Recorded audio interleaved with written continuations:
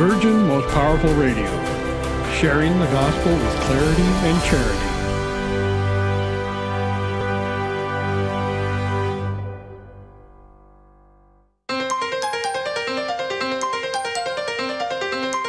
And now, Virgin Most Powerful Radio is pleased to present Hands-On Apologetics with renowned Catholic author and apologist, Gary Michuta.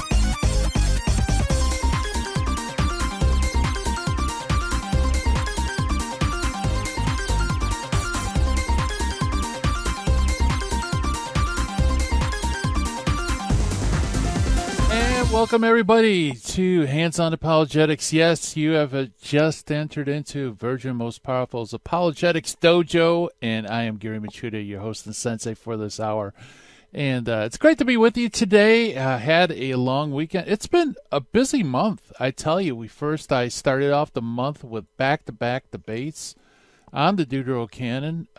In fact, folks, if you want to check that out, that's you can just look it up under the Reason and Theology channel on YouTube, or you could go to handsonapologetics.com.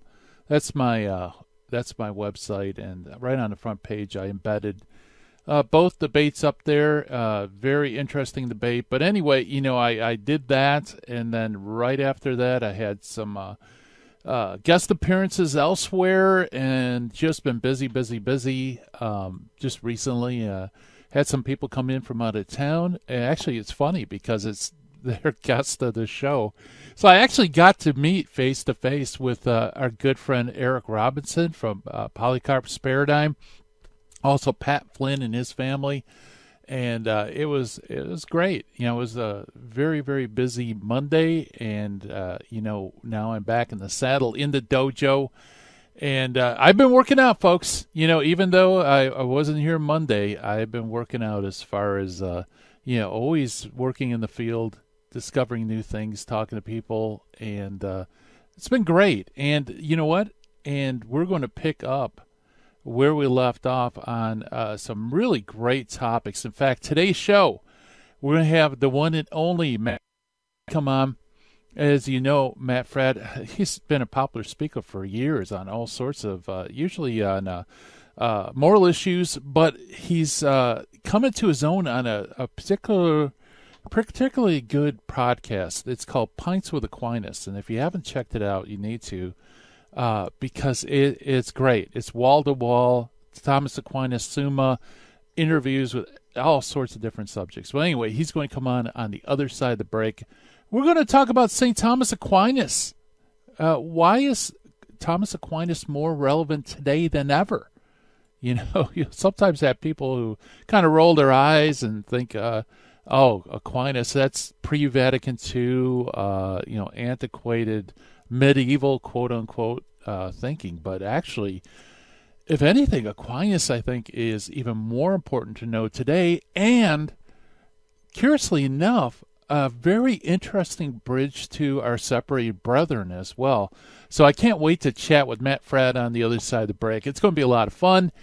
Also, as always, we do our critical thinking skills. Today's Finding the Fallacy, folks, is the appeal to moderation. And we also meet an early church father. Today's early church father actually is not an individual. It's one of those strange early church fathers because it's actually a document that we don't know who wrote it. It's called the Didache, or the Teaching of the 12 Apostles. It's an apostolic father, which means it was written very close to the time of the apostles, sometime around 140 AD. So very important piece of evidence for our toolkit for defending, explaining, and sharing the faith with clarity, charity, and confidence. So great stuff ahead of us today. And, as I do every program, I want to give my shout-outs, my hat tip, and hello to all of you watching live stream on Facebook and YouTube. Hello, folks. Also want to welcome all of you listening on radio stations around the United States and also around the world via podcast. Welcome aboard. Great to be with you, and thank you so much for tuning in. And as always, folks, another reminder, please, if you haven't done it, go to YouTube, go to Hands-On Apologetics, and subscribe for the show, and you'll get alerts when we come on. And it greatly helps us with our ministry. And also, by the way, with podcasts, if you go to virginmostpowerfulradio.org, go up to our shows, scroll down to Hands On Apologetics, or really any show if you enjoy it, and you could do evangelism without moving from your computer seat. You could just share it with friends or, on your iPhone or whatever. If you like an episode, share it with your friends. Tell them about it, because that way you can do evangelism. You can do apologetics very easily with social media. And, it's so easy. It's almost a sin not to do it. Wouldn't you want to share the gospel if it just meant you clicked, did an extra click on your mouse? Boy, how easy can that be? So I want to thank everybody for subscribing. Thank you for tuning in. Thank you for doing all that stuff. And it's showing. And more and more people are being aware of the program. And hopefully, God willing, with His grace, that we'll be worthy instruments to help people better know and love Jesus. So with that, also, if you have any questions for Matt Fradd, you could give us a call, 888-526-2151. That's 888-526-2151. Or if you want, you can always send me an email at questions@handsonapologetics.com. That's the dojo mailbox. So, without further ado, why don't we sharpen our critical thinking skills? Folks, it is so important today. It's imperative that we be able to listen and think through arguments, because there are lots of bad arguments, lots of arguments that sound good on the surface, but they're defective in some way. They don't really prove their case. And as always, our finding the fallacy, we look at informal fallacy. Today's informal fallacy is the appeal to moderation. Appeal to moderation also, with fallacies, you have AKAs, also known as the false equivalence fallacy, the false compromise fallacy, the argument from middle ground fallacy, even the golden mean fallacy. So a lot of AKAs. And basically what this fallacy is it's the injection of the belief that the truth is a compromise between two opposite positions. So it's fallacious to argue that just because you could have two very opposite, strenuous positions, that somehow the middle is more true than both. It's kind of like, I don't think this is a really good example, but it's up there on the web. Someone could say the clouds look yellow. Some could say the sky looks blue. So does that mean that green, the sky is green? That's true because it's a kind of a middle position between yellow and blue? Well, no, not at all. Same thing's true with, theology, of course. I mean, God exists, God does not exist. The middle ground isn't true, that God sort of exists. But it's part of our human nature, and I think that's why this fallacy is popular, because we don't like to be on extremes. It's always more comfortable to be in the middle. And oftentimes, the truth does lie in the middle. Often orthodoxy is the great balance. Just think about Christ. There were people who claimed that Christ was merely human and not divine. There were people who claimed that he was divine but not human. But so the orthodox position really is dead center in the middle. Christ is true God and true man. And we kind of, it's very easy to kind of slip into this idea that, well, if it's a middle of two extremes, it must be true. So that's our finding the fallacy for today, the argument to moderation, or the false equivalence, or false compromise, or all those other AKAs. All right, well, we jump and meet the early church father for today. Very important one. Like I said, it's not an individual, but actually a document. It's called the Didache, or the Teaching of the 12 Apostles. And the Didache was first published in 1883. It was following the discovery by Philotheos Berenios, who was the metropolitan of Nicomedia, in an 11th century manuscript.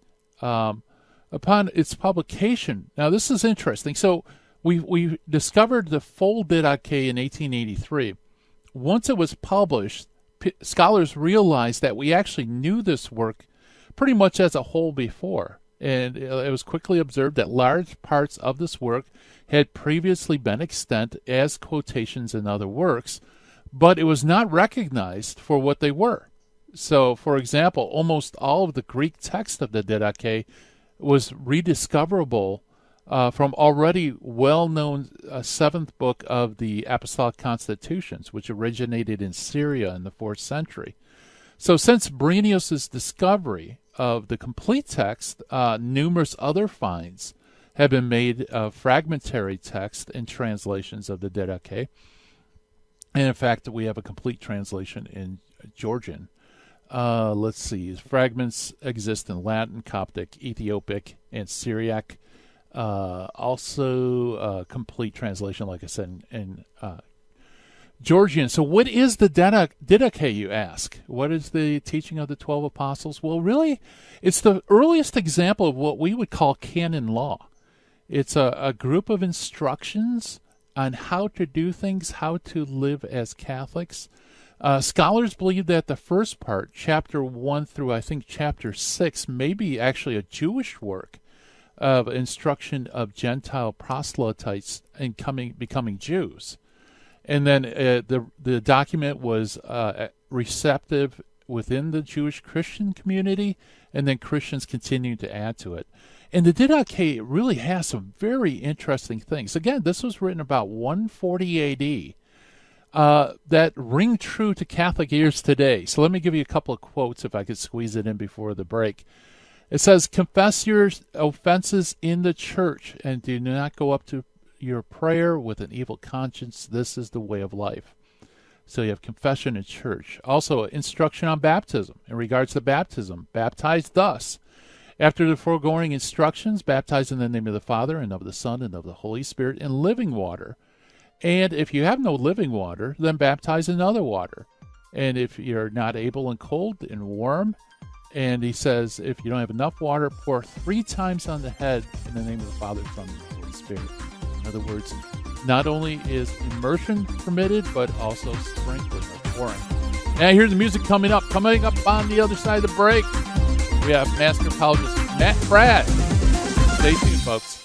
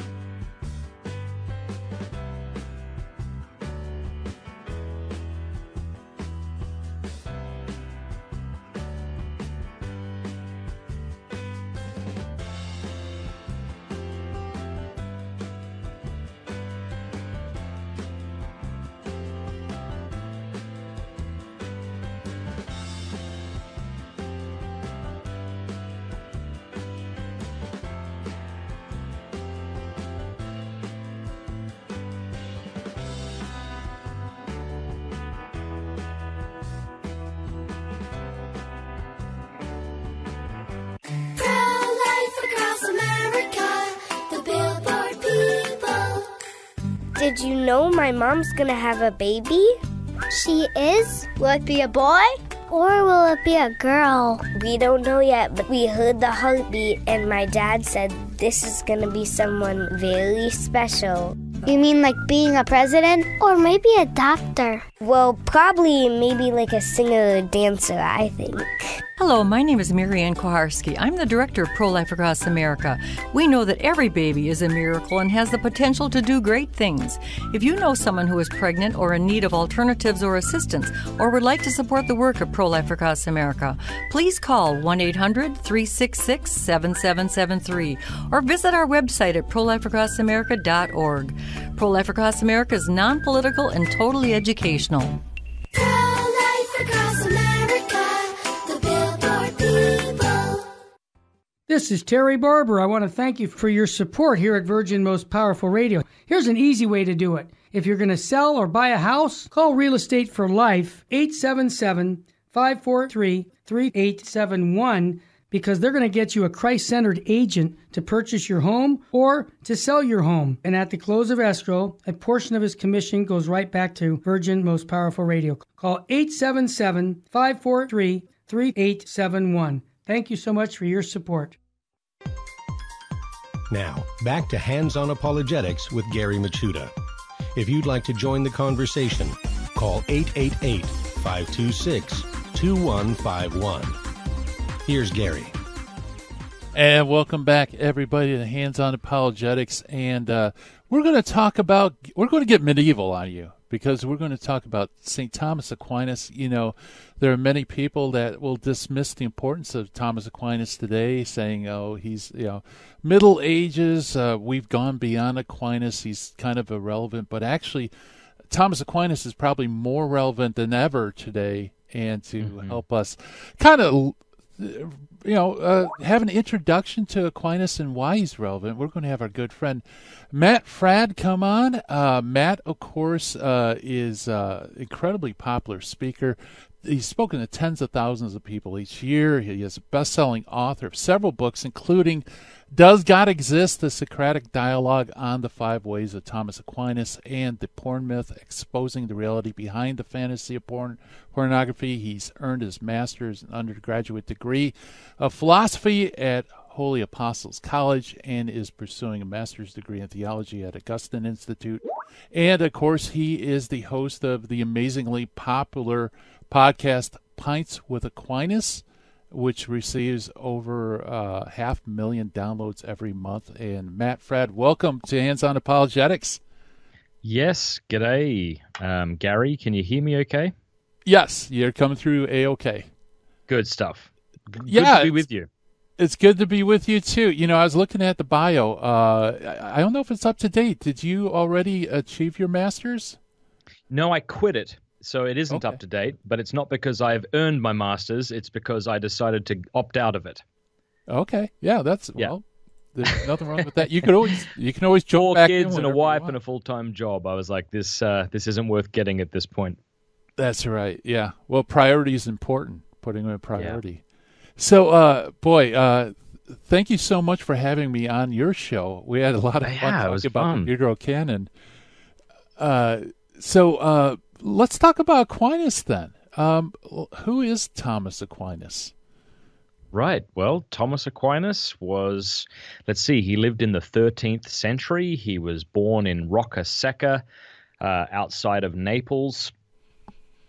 He was born at a very turbulent time within the church. You had the threat of Islam. You had the new universities. You had the new translations of Aristotle coming into the West, and there was a lot of kind of confusion over them.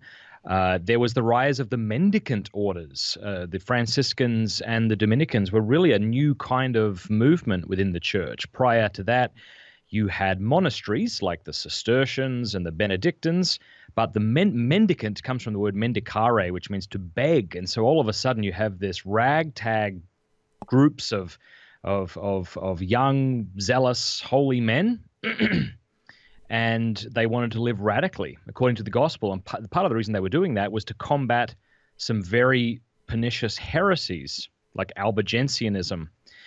And anyway, Aquinas' parents had hoped that he would become abbot at the local Benedictine monastery, but he decided instead to join one of these little ragtag groups, and his parents were mortified. I think his father had died by then, but his mother and Thomas's brothers went so far as to sort of arrest him and bring him back to the family castle, where he was sort of under house arrest for a couple of years. They couldn't dissuade him, so he ended up joining the Dominicans. And probably the greatest theologian that the Western Church has produced, he wrote so much that it said that he would often need 3 or 4 secretaries just to keep up with him. Lots to say. But one of the things he did that I appreciate is that he really reconciled faith and reason, which was threatening to come apart during that time because of the Latin Averroists, who were following an Arabic Muslim philosopher by the name of Averroes, who was a commentator of Aristotle. And these Latin Averroists were saying that, there's truths that philosophy and science have, and then there's truths that religion has. And they might contradict each other, but that's okay. They're not really contradictions anyway, because there's 2 spheres of truth. And we kind of hear things like that even today. And so Aquinas did a really great job at sort of looking back into the past and taking wisdom from wherever he found it, whether that be, Aristotle or Augustine or Plato or Chrysostom or whoever, and his Summa Theologiae, which is his most famous work, is really something of a cathedral of philosophy. He begins from the ground floor. What is faith? Can we know that God exists? Does he exist? Has he revealed himself? And leads us to things such as the Trinity and the church and the sacraments and things like this. Anyway, that was a really long answer, but it's the beginning. That's beautiful. And, the whole idea was, is Aquinas relevant? But as you're going through the biographical material, I was thinking, checking up, Rise of Islam, check, university problems, check, two truths, check. It's almost like today's story retold back in Middle Ages. And just quickly, someone can be not relevant in some things, but that doesn't make them relevant in other things. So Aquinas's science is definitely subpar, out of date, and there are many things we could point to proof of that. He got a lot of, he was just going with the science of his time, but that's okay. We don't need to look to him to understand the natural world. It doesn't mean he didn't have tremendous insights on metaphysical truths. Yeah, and that's actually a good thing for us too. He wasn't afraid to look at what's the best findings in natural science and try to incorporate that into his Catholic worldview. It wasn't like, no, I'm only going to stick to sacred sources and ignore, the findings of science. If you look at who he quotes the most in the Summa, he begins with Scripture, that's quoted almost every line, then Augustine, and after Augustine you have the pagan Aristotle. So that just goes to show your point there. He really esteemed him and actually referred to him in his writings as the philosopher, as you know. And such a, not only that, but he also quotes from Maimonides, a Jewish philosopher. He wasn't Averroes afraid as well, to, who he calls the translator, I think. Yeah, he wasn't afraid to use from all sorts of different sources as long as what they said was true. And that's something we struggle with today. Like if Donald Trump says something that's true, it'll be despised maybe by many because of who he is. Or if Barack Obama says something that's true and you were to tweet that thing out, you'd probably get a lot of grief, not because they disagree with what he said, but because of who he is. Yeah. But as seekers of truth, we should be willing to seek it and adhere to it wherever we find it. And sometimes it's not that it's a new truth. It's just that it might be, articulated in a refreshing way that sort of sheds light on what they're addressing. I think Obama did that a couple of years back in regard to cancel culture, believe it or not. He said something to the effect of, those of you who are trying to silence people, be really careful because it'll come back to you. He said something to that, and I remember tweeting that out at the time, and people got very upset. But we should be willing to find and adhere to truth wherever we find it. Yeah. Why don't we talk a little bit about double truth? You brought that up. That's very relative today. I think, this whole idea that, I'm Catholic, but as a politician, I could, act as an atheist. And that's because my faith is this kind of bubbled, universe that's separate from the rest of reality, so to speak. How did Aquinas address that? And maybe, what does he have to teach us about running into people like that? Yeah, it's a great question. It is interesting how a lot of these issues that we face aren't new to us. I mean, for example, you have Augustine. He addressed this sort of epistemological relativism, the idea that I can't know absolute truth. And it was basically Augustine who pointed out the incoherency in that. If you say that there's no absolute truth and you're making an absolute statement, then the whole thing falls apart. So Aquinas had some very blistering words to say to those who held to this double truth theory, which is weird because whenever he speaks, he often leaves his personality out of it. He's unlike Augustine, who writes with great emotion, at least in the Confessions and other works. He writes very sort of systematically and almost syllogistically. But let's see. Well, one of the disputes he had was with a bloke by the name of Sige of Brabant, and he claimed that the universe both began to exist and did not begin to exist. Now, I'm not sure if he was doing that tongue-in-cheek or not, but this is the basic idea. I mean, Aristotle had proofs for why the universe never began to exist. And so C.J. of Brabant said, well, following, science, because science and philosophy were basically interchangeable at the time, I think that the universe never began to exist. But I'm also a Christian, and I look at Genesis, and that says that the universe did begin to exist, so therefore it also did begin to exist. And Aquinas' basic idea is that, truth is truth, no matter the source, or rather, I should say that truth flows from one source. And so God is the ultimate source of truth. And what is truth? Well, it's the equation of thought and thing. It's a right understanding of reality. And the law of non-contradiction, would rule out the idea that something can be true and not true at the same time and in the same respect. And I think you're right, though, Gary, because today we hear a lot of people saying things like, I'm just speaking my truth. Well, a synonym for my truth is my opinion. If I'm telling you my truth, I'm giving you my opinion, and that may or may not line up with the facts. But there is an objective reality outside of us that we can experience and know a great deal about and say true or false things about. Yeah, very good. Yeah, and I think that's why there's an awful lot of emotion mixed in with dialogue. When you look at the Summa, you don't find a lot of emotion from Aquinas. In fact, I think the only time he really displays it in the Summa is when he asks whether God could have a body, and his anger is expressed in like 9 different objections or something like that. He really goes after it as absurd. And that's another good takeaway, too, is that it pulled emotion out of the discussion, too. That's a great point. And another reason we should look up to Thomas Aquinas is that he didn't just look for any old argument to support his preconceived position. Some people will dismiss Thomas and say, well, you really shouldn't think of him as a philosopher because he was under the thumb of the church. But if that were true, why did he reject the most prominent argument in the Christian tradition, namely the ontological argument?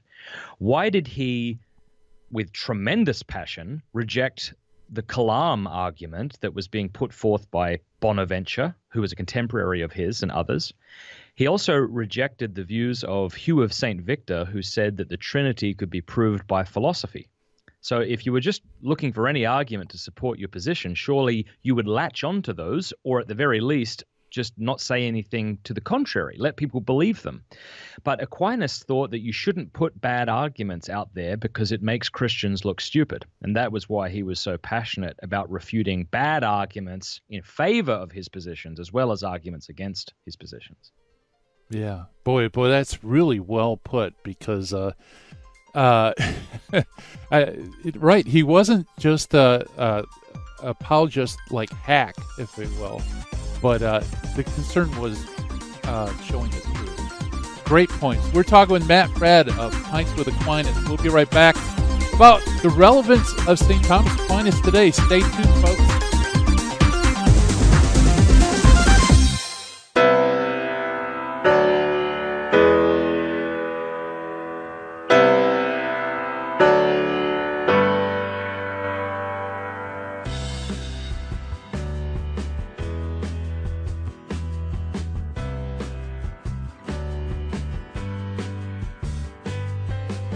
Hi, this is Jesse Romero from the Terry and Jesse Show, also from Jesus 911. Let's face it, we all need to use the internet, but we need screen accountability. Why? Pornography is a huge problem, especially on the internet. And every time we tap into the internet, we get bombarded with images and temptations that degrade our humanity. So we need Covenant Eyes to block these pornographic sites and advertisements from infiltrating our lives. Covenant Eyes helps us take custody of our eyes and custody of our intellect. So I recommend you go to covenanteyes.com and type in the promo code VMPR to support the network. Protect yourself and your family from the imminent threats on the internet. www.covenanteyes.com, code VMPR, live porn free. Thank you for listening to Virgin Most Powerful Radio. Thank you. God bless you. Keep the faith.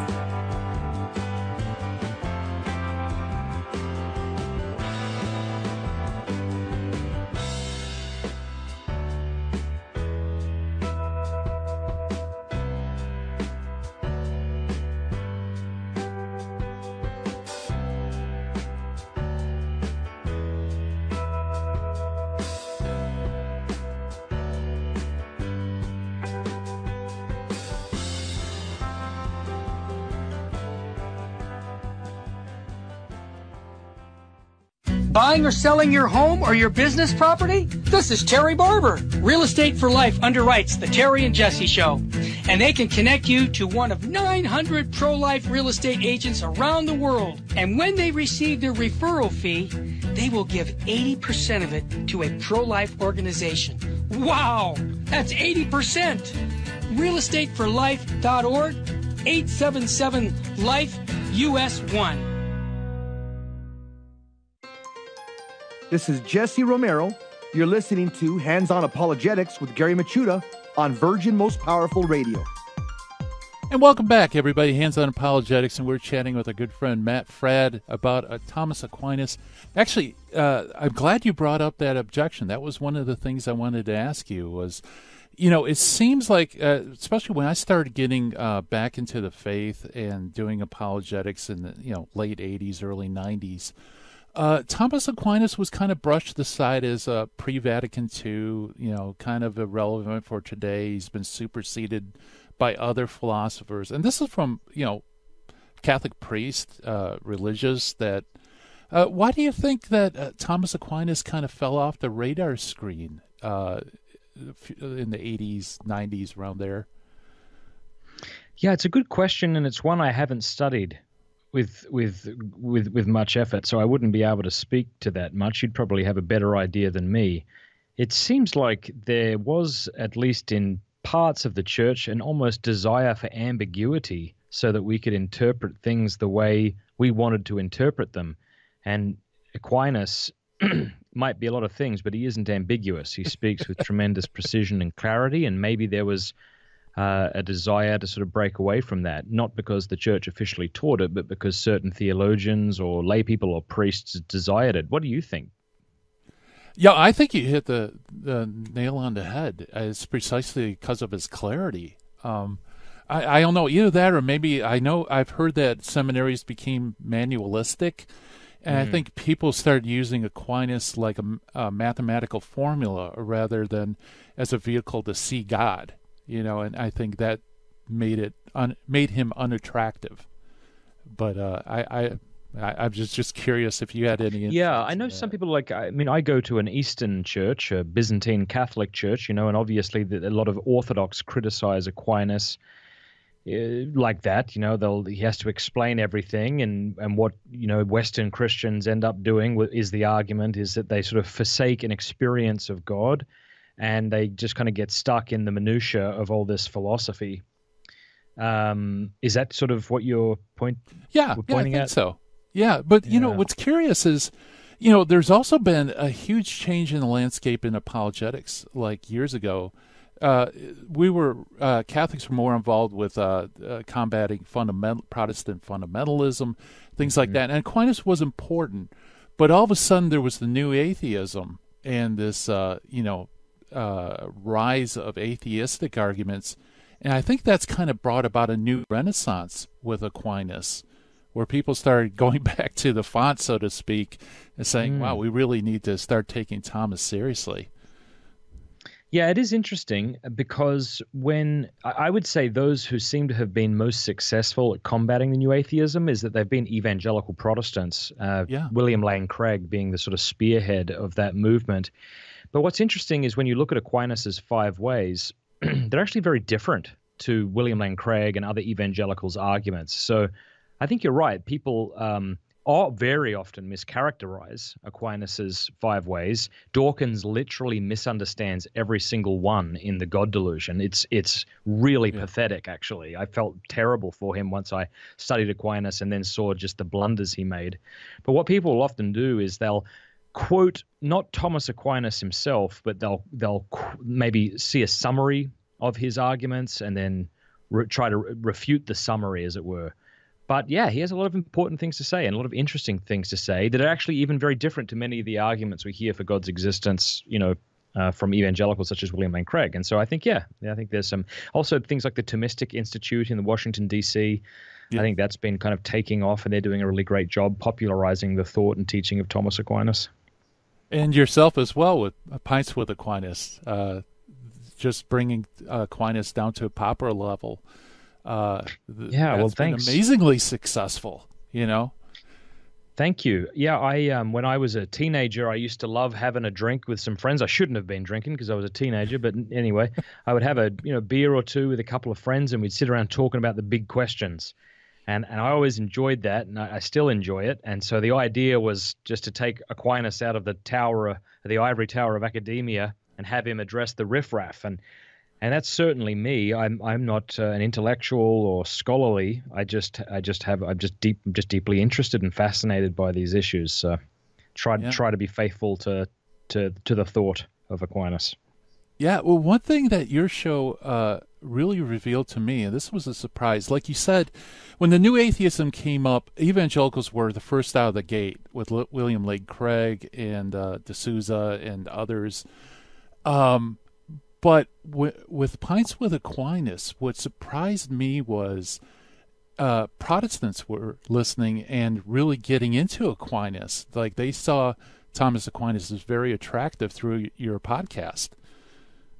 Yeah. It's always surprising to me how many Protestants listen to my show. I always try to put myself in their shoes. If I was a Protestant listening to this Catholic channel, I'd be very much turned off by a sort of Catholic triumphalism.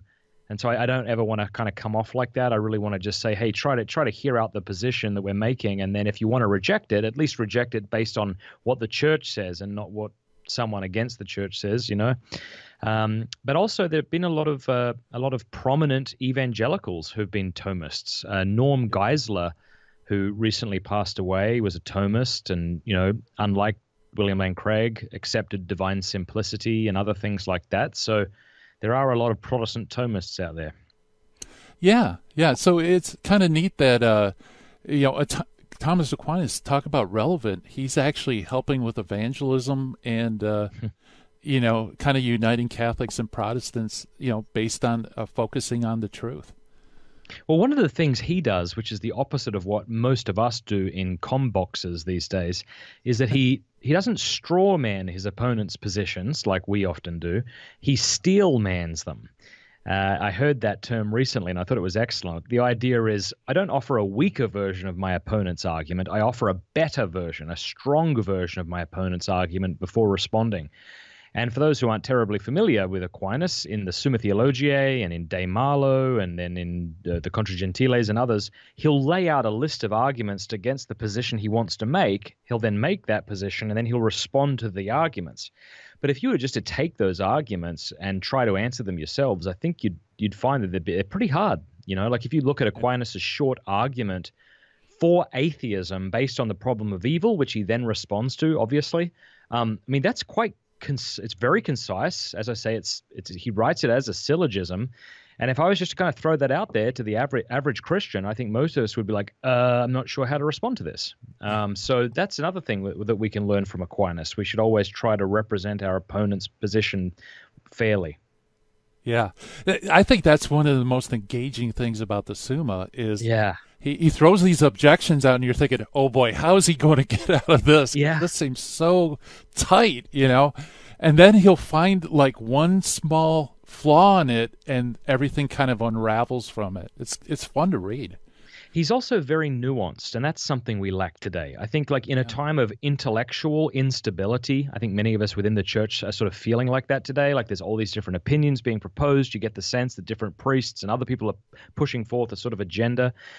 You want to just sort of respond strongly, and we want to kind of look to the people out there who are saying things sort of emphatically, and that can be a very good thing, obviously, but we never want to do that at the expense of nuance. And one of the things you see in the Summa a lot is he makes not endless, but he makes lots of distinctions. So to use an example that I used earlier, where is it in the first part of the Summa, I think it's question 2, article 1 or 2, I think, he's talking about whether God's existence is self-evident.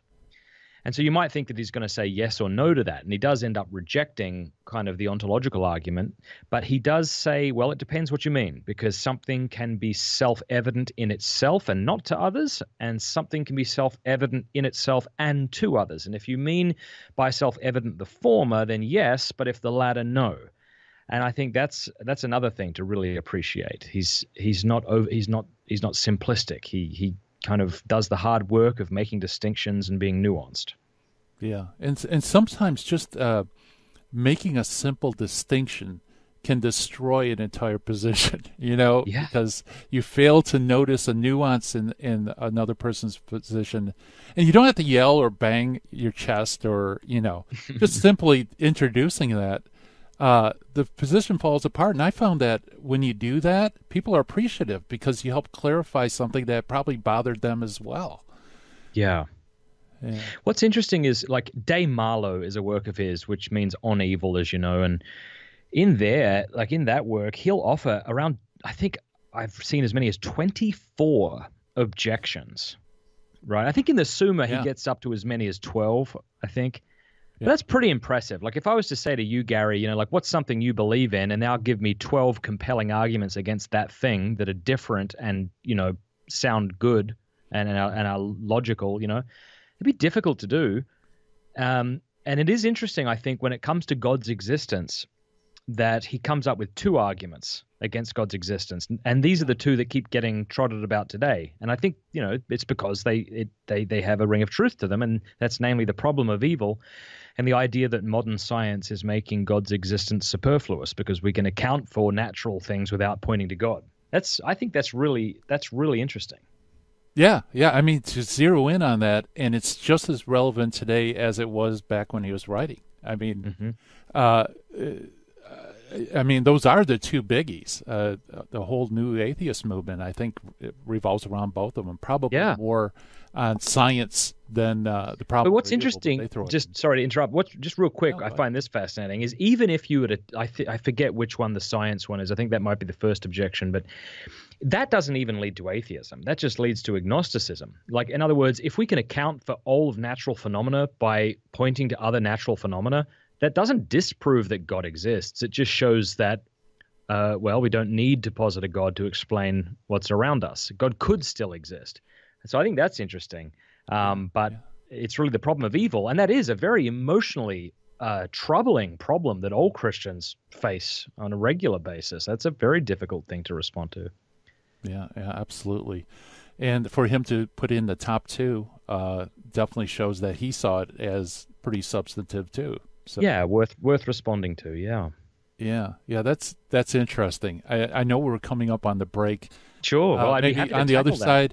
I'll give you some time to think about this. When we come back, I want you to tell me what your favorite work from Aquinas is. Okay. I have a pretty good idea what, but I'll ask you that. We're chatting with Matt Fradd about St. Thomas Aquinas, why he's more relevant today than ever. Stay tuned, folks.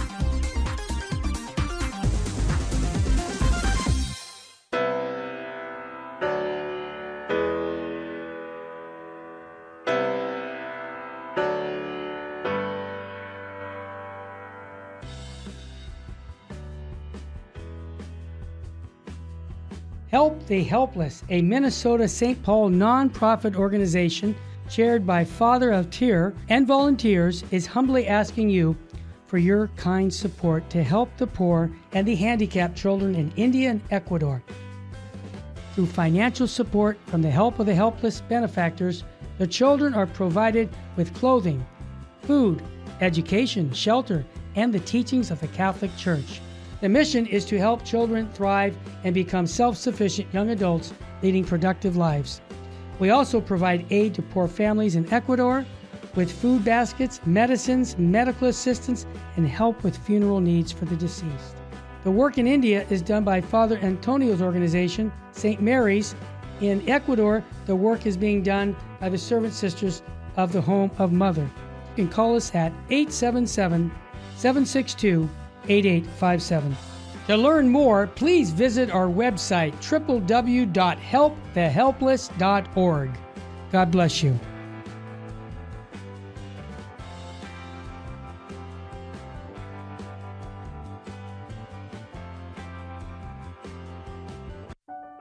Healthcare news today seems to be coming from everywhere and everyone. It's confusing at least and untrustworthy at the worst. Dr. Aceta is a faithful Catholic in the Kern County community. He is trustworthy, well-researched, and will only give expert opinion on matters in his own specialty. Catholic teaching at its entirety is of utmost importance to Dr. Aceta. Give Dr. Aceta a call for your obstetrics and gynecological needs at 661-695-6617. Buying or selling your home or your business property? This is Terry Barber. Real Estate for Life underwrites the Terry and Jesse Show. And they can connect you to one of 900 pro-life real estate agents around the world. And when they receive their referral fee, they will give 80% of it to a pro-life organization. Wow, that's 80%. realestateforlife.org, 877-LIFE-US1. Now, back to Hands-On Apologetics with Gary Machuda. If you'd like to join the conversation, call 888-526-2151. Here's Gary. And welcome back, everybody. Hands-On Apologetics, and we were chatting with Matt Fradd of Pints with Aquinas fame, also the author of Does God Exist? A Socratic Dialogue on the Five Ways of Thomas Aquinas. Okay, Matt, here's the big question. You know, Thomas Aquinas wrote a lot, and I know you read a lot of them. And actually, there's still a good number of books that haven't even been translated into English. So anyway, here's the big question of all the stuff that you've read on Aquinas. What's your favorite? Well, when you say all the stuff, do you mean sections or do you mean like actual complete works? Let's do complete works. I'll take it easy. Yeah, well, I don't think my answer will surprise anybody. I mean, the Summa Theologiae is his most complete work, although it's interesting that I say that because, as you know, he died before completing it, but his brother Reginald, a fellow Dominican, took his works and actually completed it with Aquinas' works. So, but I like the Summa Theologiae. The Summa Contra Gentiles is really great to read because it feels even more apologetic in nature, because he's not just giving an introduction to the Christian faith. That's what the Summa Theologiae is about. In Summa Contra Gentiles, this is against the Gentiles, and so he's responding to Muslims and other heretics. And so it can be really fascinating to read that because he gets into a lot more detail. For example, in the Summa Theologiae, when he lays out the argument from motion, that's one paragraph. But in the Summa Contra Gentiles, where he talks about the argument from motion, it's 21 paragraphs, which I think is interesting. So I like that. And then, you know, he's got some great commentaries. I have them on my desk here. He's got a great commentary on Matthew's Gospel and John's Gospel, and there's a lot of tremendous wisdom in that as well. So there you go, Summa Theologiae. All right, yeah. And, I think my favorite's the Summa Contra Gentiles. I had Father Gregory Pine on not long ago, and we talked about how there's a divine cause and a natural cause that are concurrent in the Summa Contra Gentiles. So that was, of course, he's amazing in and of itself. So it's fun. That's my favorite section in that particular work, maybe throughout Aquinas. So, okay, let's go down to the section. Is there a favorite section or treatment in the Summa that you'd like? Yeah, I mean, he has a lot to say. The things I find interesting looking at have to do with, you know, God's existence and God's attributes. But then also, like, he has a lot of practical things to say. I mean, maybe things that we couldn't say on live radio, but, you know, things about particular, let's just put it this way, particular dreams that one might wonder are sinful or not. He addresses that full on. He addresses the causes of our sorrow and how to overcome sorrow. In fact, one of his solutions to feeling sad is to have a good night's sleep and a hot bath. That actually comes from Aquinas.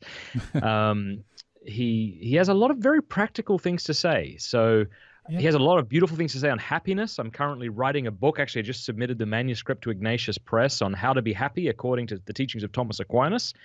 He has a lot to say about happiness and what we think will make us happy but won't actually make us happy. I really enjoy that as well. Yeah, and that's a huge issue, at least in the other Summa, the Contra Gentiles, because it's beatitude. You know, it's the ultimate happiness is the goal of everybody's life, and ultimately that's found in God alone. Yeah, so it is interesting. I mean, because, you know, when people say to you, money won't make you happy, whenever somebody says that to me, I just think, I'll prove you wrong. Just hand it over, and I will show you that I can be happy with this much money. But what Aquinas does, he doesn't just offer a little platitude like that. He explains why money cannot make you happy, right? He says, like, money, he distinguishes here he goes with distinctions. First, he says, well, by wealth, you can mean two different things, right? You can mean sort of the natural things like health and food and shelter, or you can mean artificial wealth like money. And he says, on neither account can these make you happy. And let's just stick to the money thing for now, since that's what we all think will make us happy. And he says, well, because money exists for something else. So it can't be an end in and of itself, since it is for something else. So if you wanted to keep arguing, you'd have to say, well, okay, then the things money can buy can make you happy. But you don't mean money, because no one wants money except for the fact that money can get you something. And so then you would have to say, okay, so it's not money that can make me happy, but maybe a jet ski. Well, that's close. Maybe a margarita in the sun. That's closer, maybe. I don't know. But anyway. Yeah, no, that's beautiful. Yeah, it's fun. It's surprising how practical he gets. Because I think in the popular mind, when you think of St. Thomas Aquinas, there's, he's arguing about how many angels could dance on a head of a pin or something like that, That's what he's accused of doing, yes. Yeah, but it's quite the opposite. I mean, he's well-grounded in reality, Yeah. So, okay, Matt, how did you stumble upon Thomas Aquinas? Were you always aware of his work, or somebody loaned you a book? At a distance, I was, and I did my undergraduate and focused on philosophy, and then when I was doing my master's, there was a lot of focus on Thomistic philosophy, and I decided to start my podcast, this is about 4 years ago now, just for some extra credit at school. Oh. And I remember the first 10 episodes, I didn't even promote it because it really wasn't meant to be a thing. It was just meant to be, again, get me more credit for my class. But people started finding it. I started getting some okay feedback. And the reason I like doing a podcast around him is like you could just take something he addresses each podcast, Yeah. And it was really it's still a continuing journey. Aquinas distinguishes between studiousness and curiosity. Curiosity, he says, is a sin. Curiosity is like when you're at the checkout line and you see a tabloid magazine about someone's affair and you pick it up and read it, right? That's what kind of Aquinas refers to as curiosity. Whereas studiousness is the love of knowledge, of appropriate knowledge. And so I consider myself a studious amateur of Aquinas, and it feels like every episode I have with Father Gregory Pine or someone else, I'm always learning. And there's so much to know. Aquinas is sort of like Mount Everest. It's hard to know how to come at him, or like a gigantic wave that will almost certainly plunge you against the ocean floor. So you've got to be careful. So anyway, it's been fun, and I continue to enjoy doing it. Yeah, for me with Aquinas, it reminds me a little bit of Scripture. You could read the same verse over and over again and always pull out new insights and meaning. The same thing, with Aquinas, there's sections of his writing where I just keep going back and thinking about, his approach and coming up with new insights. So you have the same experience. Yeah, most certainly. Yeah. One of the things I like about him, and I've said this a couple of times, I'm sort of stealing from somebody else. I think it was Pieper who wrote on Aquinas, but I formulate it this way. Augustine is beautiful like a garden is beautiful. Aquinas is beautiful like a board game instruction manual is beautiful. Now, that sounds silly, but if you've ever tried to play a board game and you haven't known what to do and you've pulled out the instructions, you know that you need it to be concise and unambiguous. And that's sort of how Aquinas writes. Like, as I said, in syllogisms, like premise 1, premise 2, conclusion, he gets right to the point. Not a word is wasted. If you ever find a word that seems superfluous, it's because something huge is happening. And there is a sort of beauty to that. I mean, if I was to say to you, like, write out the instructions to this game over here, and you need to do it as concisely and unambiguously as possible, that takes a lot of work, but the person who's trying to understand the game really appreciates it. And likewise, as we try to understand and live this Christian life, something unambiguous and concise is really helpful. Yeah, absolutely. Let me throw something at you, my own personal experience of him, and I wonder if that jives with you. I think Aquinas was a mystic who had a vision of God, and what he did was he used philosophy to very accurately, unpeel that vision of God layer by layer, syllogism by syllogism. Does that ring true to you, or? Yeah, I mean, from what I've read on him, the more mystical experiences that were said to have occurred happened towards the end of his life. Now, these experiences, as they're documented, are slightly conflicting, so it's difficult to know what to think. There's that famous story of after celebrating Holy Mass, Aquinas was either levitating or crying, but he was a good Italian. He was crying constantly by the tabernacle, and one of the fellow friars heard God say to him, "You've written well of me, Thomas. What would you have as your reward?"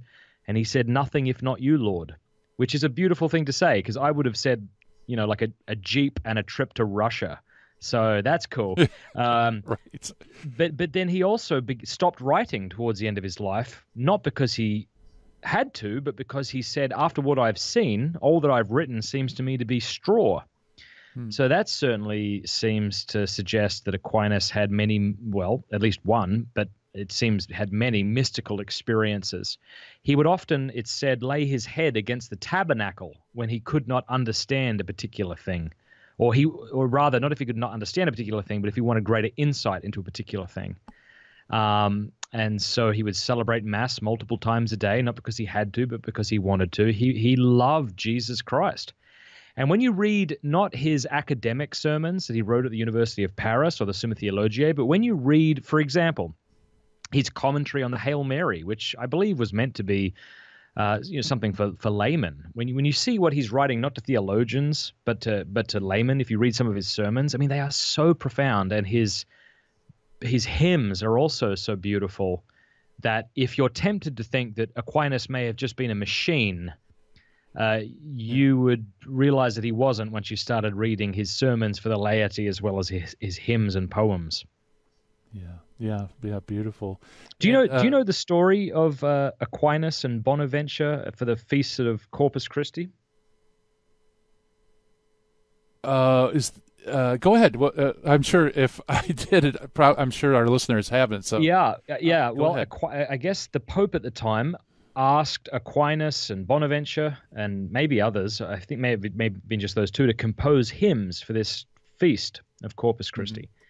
And Bonaventure and Aquinas, who died the same year, who were both doctors of the church, right? Bonaventure a Franciscan, Thomas a Dominican, were reading their hymns. And first, Aquinas went first. And apparently what he had to say was so beautiful and moving that Bonaventure quietly tore up his manuscript and went, "Yep, let's go with that one." That's great. And, we have a couple of minutes. Really quick, I want to talk about your book, of course, Does God Exist? The Socratic Dialogue on the Five Ways of Thomas Aquinas. Great book. Pints with Aquinas, where can people go to check out all your stuff? pintswithaquinas.com is where they can find it all. If they go to Amazon and type in Fradd, my last name, they can find the book Does God Exist? Very good. Yeah, great stuff. Well, thank you so much, Matt, for coming on the show. I appreciate it. Oh, it's always a pleasure. Thanks, Gary. All right. Matt Fradd. Yeah, check it out. Pints with Aquinas, folks. He not only does he do Aquinas, but he has great interviews as well. I learn a lot, and I highly recommend it. Check it out. Wow, the hour is flown. I can't believe it. Well, it's time for me to shut down the Midwest Command Center here, turn off the dojo lights. Thank you so much for listening. Coming up next, the Terry and Jesse Show. Thank you so much for listening. In the 1990s, I lived and worked in Hollywood. But when my wife Betty's mom took ill, we relocated to Orange County. And it was during this time in our lives that I converted to Catholicism. Once my eyes were opened to the truth, I couldn't learn enough about the faith. But I had less free time than ever, especially with a long commute. That's when I discovered the real value of Catholic audio. Listening to cassette tapes transformed my daily commute into a miniature retreat. And that's the beauty of Virgin Most Powerful Radio today. Since the podcasts are archived, you can listen anytime on our smartphone app. I know how listening to Catholic audio can bring you closer to Christ and His Church, so I encourage you to visit the App Store or go to vmpr.org and download the app today. It just might change your life. I'm Matthew Arnold for Virgin Most Powerful Radio.